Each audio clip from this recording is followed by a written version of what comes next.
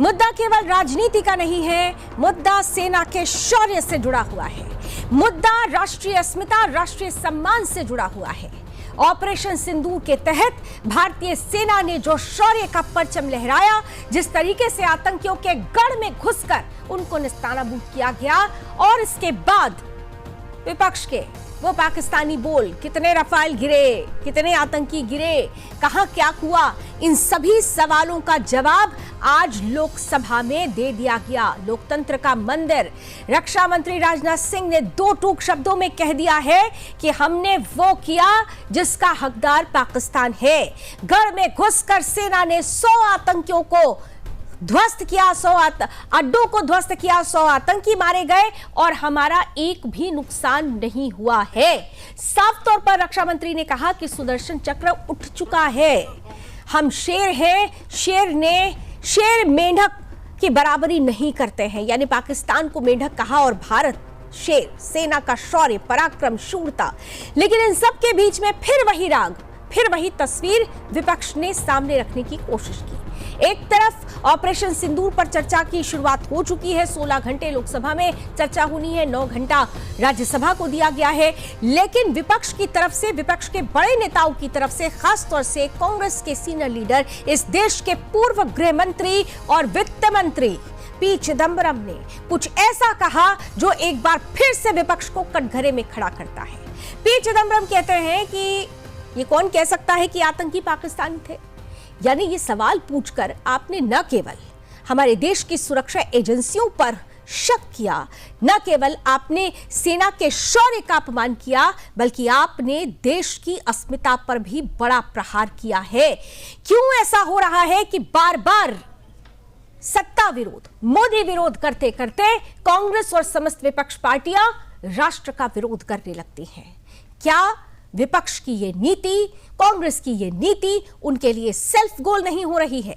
आज इसी पर करेंगे खुलकर बात। हमारे साथ सभी अतिथि जुड़ चुके हैं, उनसे आपका परिचय कराऊंगी। लेकिन उससे पहले मैं सबसे पहले आपको वो बयान सुनाना चाहती हूं जो आज लोकतंत्र के मंदिर में रक्षा मंत्री राजनाथ सिंह ने दो टूक शब्दों में न केवल विपक्ष को बड़ा जवाब दिया, बल्कि पाकिस्तान को भी उसकी औकात एक बार फिर से याद दिला दी।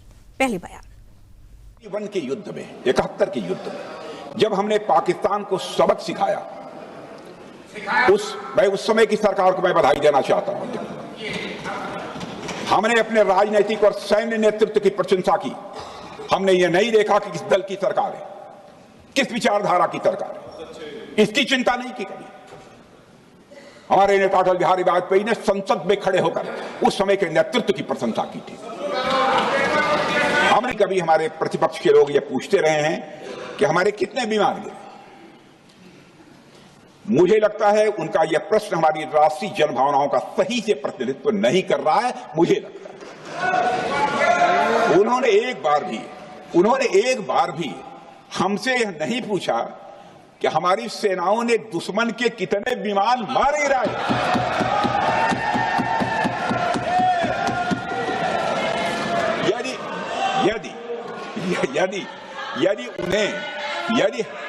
यदि उन्हें प्रश्न पूछना ही है अध्यक्ष महोदय, तो उनका प्रश्न यह होना चाहिए, क्या भारत ने आतंकवादी ठिकानों को तबाह किया?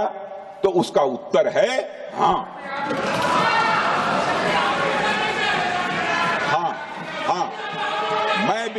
मैं विपक्ष के, हमारी नीति है आतंकवाद के खिलाफ प्रभावी कार्रवाई करना। हमारा पाकिस्तान विरोध उनकी आतंकवाद की नीति के कारण है, इसलिए पाकिस्तान का हमारा विरोध है। अध्यक्ष महोदय, हम अगर शांति की आशा के लिए हाथ बढ़ाना जानते हैं, तो अशांति फैलाने वाले हाथों को उखाड़ना भी जानते हैं।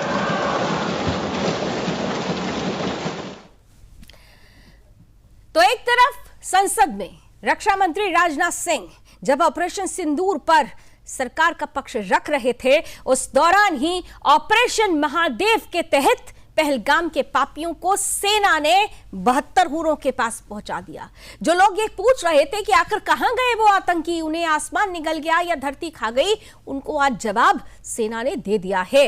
अबू मूसा जो इसका मास्टरमाइंड था, टीआरएफ जिसका नाम बार बार आ रहा था, वो सभी आतंकी 72 हुरों तक पहुंचा दिए गए हैं। और आपकी जानकारी के लिए बता दूं कि लडवास में अभी भी ऑपरेशन महादेव जारी है, क्योंकि ये वो इलाका है जहां पर लश्कर के कुछ और जो आतंकी हैं उनके छिपे होने की संभावना व्यक्त की थी। पहले ही सेना की तरफ से यह संभावना व्यक्त कर दी गई थी। तो एक तरफ सेना का शौर्य जारी है, दूसरी तरफ सरकार ने अपनी बातें रख दी है, तीसरी तरफ विपक्ष के सवाल। क्या ये सवाल देश विरोधी नहीं है? क्या ये सवाल पाकिस्तान को बल नहीं देते हैं? और क्या ये सवाल देश की अस्मिता के लिए, आने वाले समय के लिए खतरनाक नहीं साबित हो रहे हैं? इन सभी सवालों पर जवाब चलिए ढूंढने की कोशिश करते हैं रण क्षेत्र में। आज के मेहमानों के साथ स्वागत करते हैं। स्क्रीन पर सभी मेहमान आ चुके हैं। जाने माने रक्षा विशेषज्ञ वीर चक्र प्राप्त टीपीएस त्यागी सर हमारे साथ जुड़ चुके हैं। जय हिंद सर, बहुत बहुत स्वागत है। जाने माने पॉलिटिकल एक्सपर्ट सुरेंद्र स्वामी जी भी हमारे साथ जुड़ चुके हैं, बहुत स्वागत है सर, जय हिंद। और साथ ही साथ political bodies, Bharatiya Janata party का पक्ष रखने के लिए रमाकांत मिश्रा जी और कांग्रेस का पक्ष रखने के लिए वाचस्पति द्विवेदी जी जुड़ चुके हैं। आप दोनों का बहुत बहुत स्वागत। मैं अपनी पॉलिटिकल बॉडीज के साथ, आज के प्रतिनिधियों के साथ ये चर्चा शुरू करूं उससे पहले मैं टीपीएस सर आपके पास आना चाहती हूं। अभी 24 घंटे भी नहीं बीते, मैं कल तक करगिल में मेरी उपस्थिति थी और मैंने वहां पर जाकर महसूस किया कि राष्ट्र सर्वोपरि की भावना होती क्या है। हम कहते हैं ना कि राष्ट्र सर्वोपरि की भावना हमारा टैगलाइन है, लेकिन उसे महसूस मैंने किया है वहां बीते हुए 72 घंटे। एक एक सांस भारी पड़ती है, लेकिन ऐसी विकट परिस्थितियों में टाइगर पॉइंट पर पहुंचकर पॉइंट 5353 को आज भी हम चुनौती दे रहे हैं। दुश्मन जहां पर मेरी मौजूदगी थी, हम सैंडोर टॉप पहुंचे और हमने देखा कि इतनी कठिन परिस्थितियों में भी सेना वहां पर दुश्मनों से मोर्चा लेने के लिए तैयार खड़ी हुई है। करगिल वॉर के हीरोज को याद किया जा रहा था, ऑपरेशन सिंदूर की चर्चा हो रही थी। ये सारा जब परिस्थितियां आती हैं, जब हम राष्ट्र सर्वोपरि की भावना की बात करते हैं, उसे महसूस करते हैं, और उसके बाद दिल्ली लौटते ही संसद की इस कार्रवाई में जो विपक्ष की भाषा थी वो वाकई दुखी करती है। क्या आपको नहीं लगता कि विपक्ष के ये बोल सेना का मनोबल गिराते हैं, सेना का अपमान करते हैं? क्या विपक्ष को ये बात समझ में नहीं आती? बिल्कुल सही सवाल पूछा है आपने लावणी जी। मैं आपको ये बता दूं कि सिपाही के लिए आपके दिए हुए पैसे की आवश्यकता नहीं है। हमें किसी से इतनी सी भी मदद नहीं चाहिए, ना आर्थिक चाहिए, ना ही किसी और तरह की चाहिए। हम सिर्फ ये चाहते हैं कि कम से कम हमारे सिपाहियों का मनोबल ना गिराए। हमारे सिपाहियों का मनोबल गिरता है जब यहाँ के लोग पाकिस्तान की भाषा में बात करने लगते हैं। लेकिन ऑपरेशन सिंदूर के बाद हमारे प्रधानमंत्री ने ये कहा था कि every act of terror will be taken as an act of war। अब एक्ट ऑफ टेरर के अंदर ये केवल पाकिस्तान के लिए नहीं था, ये इंटरनली भी था। यानी कि हिंदुस्तान में अब तक तो वो लोग बच गए ये कहने के बाद भी कि पाकिस्तान ने चूड़ियां नहीं पहन रखी, या ये कहने के बाद भी कि हिंदुस्तान की सेना तवांग में चीन से पिट के आ गई। लेकिन अब नहीं बचेंगे, क्योंकि यूपा यानी कि अनलॉफुल एक्टिविटी प्रिवेंटिव एक्ट के अंदर जितने अपराध हैं उन अपराधों को एक्ट ऑफ टेरर माना जाएगा।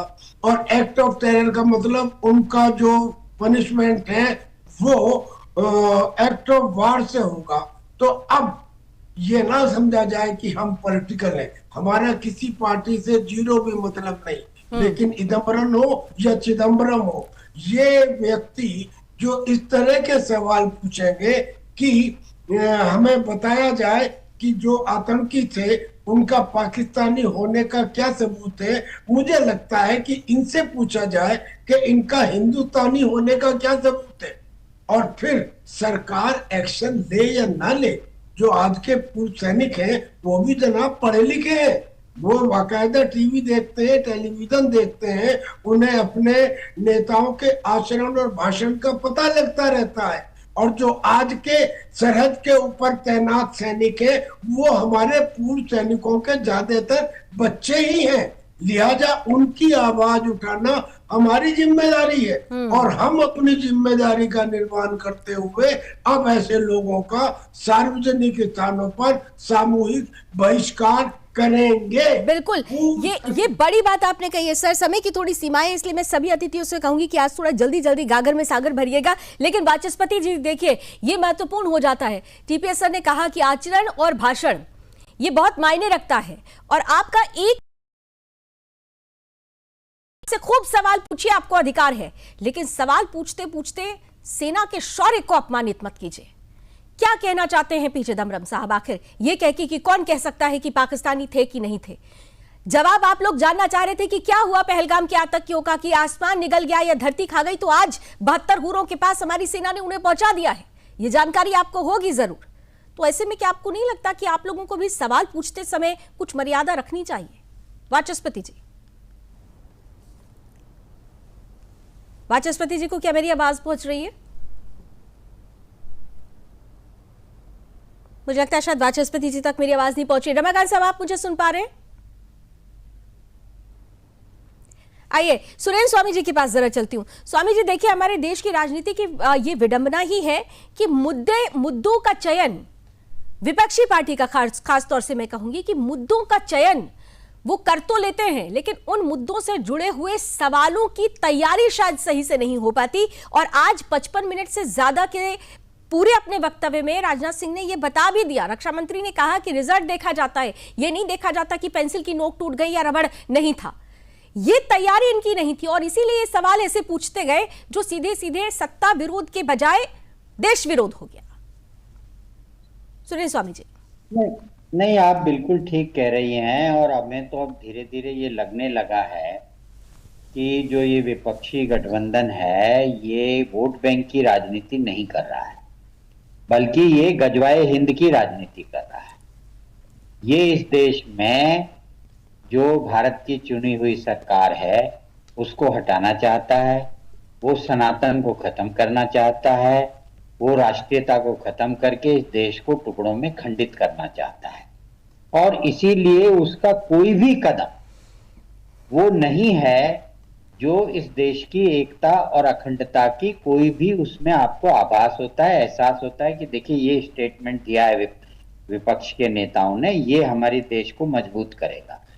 तो इसलिए एक तो मैं समझता हूं कि पॉलिटिकल पार्टीज को अब उस नैरेटिव से बाहर निकलना चाहिए कि भाई ये वोट बैंक की राजनीति कर रहे हैं। ये वोट बैंक की राजनीति नहीं कर रहे हैं, ये खुल्लम खुल्ला गजवाए हिंद की राजनीति कर रहे हैं। ये हिंद जो यहाँ पे जो मौजूदा जो पिछले 11 साल में एक कहना चाहिए जो सनातनी राज आया है, और आपको तो मालूम ही है कि कांग्रेस के तो अध्यक्ष ने ही कहा था कि अगर मोदी चुनाव जीत गए तो सनातन का राज आ जाएगा। अब सनातन के राज से इनको क्या परेशानी है? लेकिन जो भगवा आतंकवाद कह सकता हो तो उसकी सोच तो उसी वक्त समझ में आ गई थी।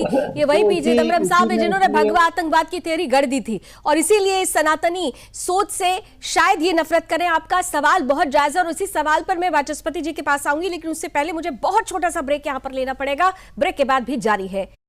यूपी सरकार ने मुख्यमंत्री योगी आदित्यनाथ जी के नेतृत्व में एमएसएमईज को वैश्विक बाजार से जोड़ने के लिए यूपीएनवीए निर्यात वृद्धि अभियान शुरू किया है। विश्व बैंक समर्थित RAMP रैंप योजना के तहत चल रहे इस अभियान का लक्ष्य 2030 तक उत्तर प्रदेश के निर्यात को 3 गुना बढ़ाकर 5 लाख करोड़ तक पहुंचाना है। पिछले 3 वर्षों में यूपी ने लगभग 1.25 लाख करोड़ की निर्यात वृद्धि दर्ज की है और बीते 5 वर्षों में औसतन 14% वार्षिक वृद्धि दर रही है। एमएसएमई निर्यात में यूपी अब देश में दूसरे स्थान पर है। प्रदेश के अंदर एमएसएमई यूनिट करोड़ों लोगों के जीवन का आधार बनी हुई है, उनके जीवन को, उनके रोजगार का और उनके स्वावलंबन का आधार बनी हुई है। योजना के तहत 500 एमएसएमईज को 3 चरणों में प्रशिक्षण, ब्रांडिंग, सर्टिफिकेशन और ग्लोबल मार्केट एक्सेस मिलेगा। सरकार 3%, 5% ब्याज, सब्सिडी और 500 करोड़ का सपोर्ट फंड भी प्रदान कर रही है।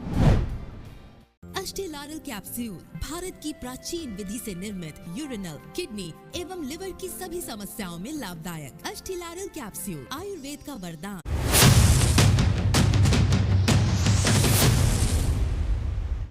तो संसद में भी चर्चा लगातार चल रही है ऑपरेशन सिंदूर पर और इस वक्त विदेश मंत्री डॉक्टर एस जयशंकर इस पर बोल रहे हैं। आइए सीधे लिए चलते हैं आपको सदन की कार्रवाई की तरफ। And to bring to justice those who perpetrated this attack. And I am glad to say, Speaker Sir, and I hope that this is appreciated and recognized by the House. If you look at the Security Council statement of 25 April, the members of the Security Council condemned in the strongest terms the terrorist attack. They affirmed terrorism in all its forms and manifestations constitute one of the most serious threats to international peace and security. And most important, the Council underlined the need to hold the perpetrators, organizers, financiers, and sponsors of this reprehensible act of terrorism accountable and bring them to justice. I highlight this, Speaker Sir, because this statement of the UN Security Council resonated throughout the international community. So when many honorable members asked today, where was the world on Pahalgam? I think the answer is there. The answer is there in a Security Council statement which says hold them accountable, bring them to justice, and that is exactly what we did through Operation Sindoor. Now, I also want, Honorable Speaker Sir, through you, to bring to the attention of the House a very interesting development pertaining to the TRF, the Resistance Front. When the Security Council was debating this on the 25th of April, and TRF had twice claimed responsibility for the Pahalgam attack, Pakistan defended the TRF. Pakistan tried to get any mention of TRF excluded, and in fact the Pakistani foreign minister told his parliament that this is a great diplomatic achievement. Now, I mention it because today, again, thanks to our diplomacy, the TRF has been designated as a global terrorist organization by the US government, and the same Pakistani foreign minister who took so much pride saying, I defended the TRF, says, well, now if the US has done this, we accept it. So that is where the Security Council issue stood. If I could then, sir, move on to the diplomacy from 25th of April till the commencement of Operation Sindoor. During this period, there were obviously a number of phone calls, a number of conversations. At my level, there were 27 calls. At Prime Minister, I think almost 20 calls. About 35, 40 letters of support came in. And what we tried to do was to create a narrative, prepare the diplomacy for the launch of Operation Sindoor. And the result of that diplomacy, Honorable Speaker, sir, there are 193 nations of the members of the United Nations. 193. Only 3, apart from Pakistan, opposed Operation Sindoor. Only 3.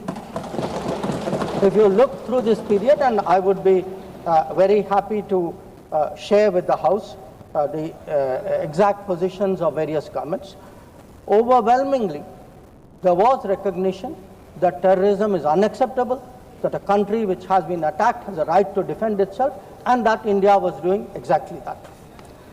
Now, when Operation Sindoor was launched, we spelled out our objectives. There was a statement, Honorable Raksha Mantri ji referred to it in his statement, where we put out for the benefit of our own people, for the international community, that Operation Sindoor was hitting the terrorist infrastructure in Pakistan and Pakistan-occupied Jammu and Kashmir, from where terrorist attacks had been planned and launched. We highlighted that 9 sites had been targeted, and we said that our actions are focused, measured, and non-escalatory in nature. And we were living up to the commitment that those responsible for this attack will be held accountable. This was the commitment which was endorsed by the UN Security Council thanks to our diplomacy. It was a commitment made by the Prime Minister to the people of India that we would hit those symbols, those sites, those planning places. So today, when I hear many questions from across the aisle, I want to say, which one of you imagined that Bhavalpur and Muridke would be brought down the way it was? Which one of you thought of it? When did you even think of it during your tenure? Did it even cross your mind? In fact, on the contrary, you ruled it out after 26/11. So I think our objectives are very clear. We wanted to send a message to the terrorists. We wanted to send a message to Pakistan that do not continue this support for terrorism. And I think on the morning of 7th of May, that message went home loud and clear. Now, sir, during this period, there was, when the operations were on, when the conflict, when the activities were on, operation is still continuing. A number of countries, number of their leaders, ministers, others called up. And they called up because people wanted to know what is happening. People wanted to know what is the thinking of India. People wanted to understand what we are doing. And I would like to share with the House, sir, through you, to everybody, we gave a common message. The common message was India is exercising its right to defend itself against terrorism. Number two, the targets which were hit on the 7th of May are known terrorist headquarters and infrastructure. Number three, there will be no mediation. Anything between us and Pakistan is bilateral. Number four, we will never bow down to nuclear blackmail. Number five, we are responding to Pakistani military attacks because after Operation Sindoor was launched, they had started targeting our military facilities. And we will continue to hit the Pakistani military. If the fighting is to stop, Pakistan must request it. And that request must come through the designated channel of DGMOs. This was a common message that we had given to many people who had called us during that period. Our position was very, very clear in how we were approaching the progress of Operation Sindoor. Now, sir, many members asked, some out of genuine curiosity, some perhaps less, what was the international support? How much international understanding was there of India's position? I would like to share with you a sample. So let me start with countries who are known to be partners of India. Quad. Quad gave a statement which says the Quad unequivocally condemns all acts of terrorism and violent extremism in all its forms and manifestations, including cross-border terrorism. We condemn in strongest terms the terrorist attacks in Pahalgam on 22 April and call for perpetrators, organizers and financiers of this reprehensible act to be brought to justice without any delay. Now, sir, this is the Quad. Now, let us look at a different grouping, BRICS. Now, BRICS has China as a member, Russia as a member, it has Iran as a member, Brazil, South Africa, Egypt. BRICS also condemned the April 22 attack. It reaffirmed its commitment to combating terrorism, again including cross-border terrorism. Now, I would like members of this House to understand, if India is attacked, if there is a terrorist attack on India and a country says we condemn cross-border terrorism, I think it is obvious to everybody what that cross-border terrorism is. So, I then move on, sir, to the Central Asia. The Central Asian countries opposed providing safe haven using terrorist proxies for cross-border terrorism, for terror financing. Now, I can cite statements from the Indian Ocean Rim Association, from individual countries, range of them. President Putin, for example, has said, he wrote to our president and said this brutal crime has no justification whatsoever and its perpetrators will face a deserved punishment. The president of Paraguay has said that he expresses solidarity and recognized India's legitimate right to self-defense. So the main point, the common thread, sir, which I would like to bring out is that number one, cross-border terrorism across the board has been recognized, all forms and manifestations, opposition to condemnation of Pahalgam terrorist attack, and the right of India to bring people to justice. Now, sir, in addition to that, I would particularly like to mention 2 or 3 other developments. One, the American designation of TRF. On the 17th of July, the Department of State designated TRF as a foreign terrorist organization and especially designated global terrorist. Now, this comes in the wake of the extradition of Tahawur Rana, who was involved in the 26/11 attack. And when people ask today, how successful is your foreign policy? Where is your diplomacy? I want to say that Tahawur Rana, which many of you tried for so long to get, is finally here because of us. I want to say TRF was designated not because somebody out there made a remark. TRF was designated as a global terrorist organization because our diplomacy persuaded another country to do that. Now, our strong stance has resonated across the world. I was some time ago in Germany, and standing next to me, the German foreign minister said, India has every right to defend itself against terrorism, and Germany will support this fight against terrorism. Similar position has been taken by France. Similar position has been taken by the European Union. So, what I would like to highlight, sir, is that today, where Operation Sindoor is concerned, there has been, the world sees what it is about. The world realizes this is a fight against terrorism. It is felt that India has acted responsibly but firmly. Now, I would like, sir, to address one particular aspect because some members have brought it up. And this is regarding the US activity during this period. Sir, I'd like to inform the House that on the 9th of May, Vice President J.D. Vance called the Prime Minister, warning of a massive Pakistani attack in the next few hours.